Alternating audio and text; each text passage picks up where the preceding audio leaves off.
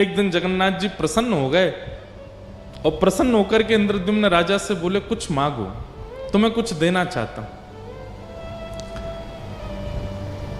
इतने में पत्नी आकर के भी बैठी तो जगन्नाथ जी बोले, तुम भी मांगो। वैसे तो ऐसा होता है कि दंपति एक वरदान मांगे, लेकिन तुम दोनों अलग अलग मांगो, जो मांगोगे सो दूंगा। इंद्रद्युम्न राजा ने नेत्र बंद करके क्या मांगा, ऐसा आश्चर्यजनक मांगा जगन्नाथ जी से। वो कहता है कि हे नाथ, ऐसी कृपा करना, मेरा वंश वर्धन ना हो, मेरा वंश बस मुझ तक ही रहे, मेरे बाद कोई हो ना। जगन्नाथ भगवान बोले, इंद्रद्युम्न राजा, ये कैसा वरदान मांग रहे हो? सब लोग अपना वंश आगे बढ़ाना चाहते, तुम कहते हो वंश ही ना बढ़े। इंद्रद्युम्न राजा बोला कि नाथ, मुझे भय है कि जैसा प्रेम, जैसी भक्ति मेरे चित्त में आपके प्रति है, कहीं मेरे बच्चे, उनके बच्चे या कालांतर में जाकर के उनकी पीढ़ी में अगर वो प्रेम नहीं आया तो लोग बात क्या कहेंगे, ये बिल्कुल जगन्नाथ जी से प्रेम नहीं करते। कौन है? बोले इंद्रद्युम्न राजा का वंशज है, तो मुझे बहुत पीड़ा होगी। मेरा जैसा प्रेमी मेरे वंश में होगा इसकी मुझे गारंटी नहीं है, इसलिए मेरा वंश बढ़े ना, यहीं रुक जाए, मुझ पे ही अंत हो जाए, ऐसी कृपा करो। जगन्नाथ जी बोले, वाह भैया, तुम्हारे प्रेम की हम बलिहारी, कैसा वरदान मांग रहे हो। ठीक है, तथास्तु। मन ही मन मांगा था, बोला था नहीं। बगल में पत्नी बैठी थी। जगन्नाथ जी ने कहा, तुम मांगो, क्या चाहिए? पत्नी ने वरदान मांगा कि मेरी जैसी भक्ति करने वाला, सेवा करने वाला आपका सेवक और हमारा एक पुत्र जन्म ले।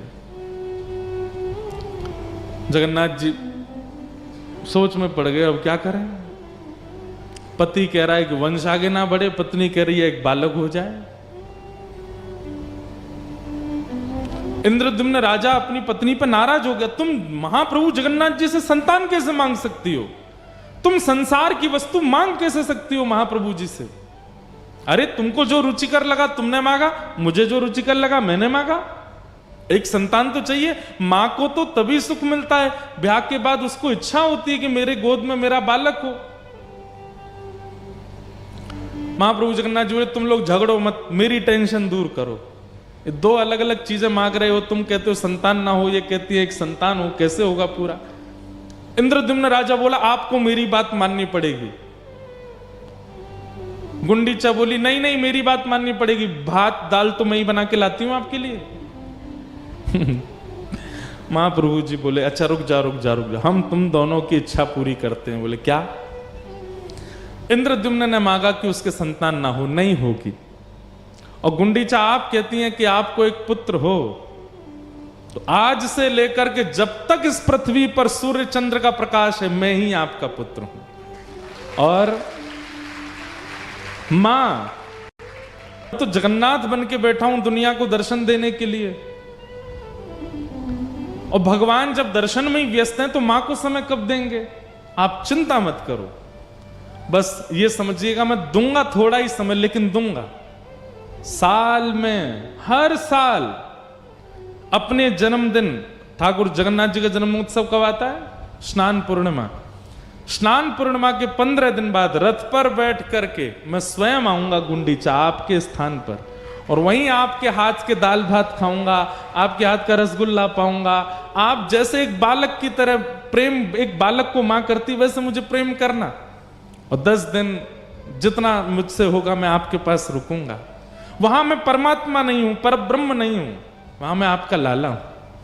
आप मुझे लाला की तरह प्रेम करना, और फिर जब आपका मन पूरा हो जाए, मेरे से प्रेम हो जाए, दोबारा रथ में बैठ के फिर यहां आ जाऊंगा। अपनी मैया से मिलने जाते हैं ठाकुर जी रथ में बैठ करके, और मुझे श्लोक याद नहीं, जगन्नाथ जी का जिस मंदिर में जगन्नाथ जी विराजते हैं उसमें दर्शन करने का फल तो है ही, लेकिन गुंडीचा में जहां ठाकुर जी रथ यात्रा के बाद जाते हैं वहां यदि दर्शन कर लिया, उस जो जगन्नाथ जी में श्री मंदिर में जहां जगन्नाथ जी विराजते हैं उसको कहते हैं ब्रह्मवेदी, और जहां ठाकुर जी गुंडीचा में विराजते हैं उसको कहते हैं जन्मवेदी। ठाकुर जी का जन्म उधर ही हुआ, श्री जगन्नाथ जी का। ठाकुर जी का उधर दर्शन करना, उसका कितना कोटि गुना फल होता है, उसका वर्णन नहीं किया जा सकता।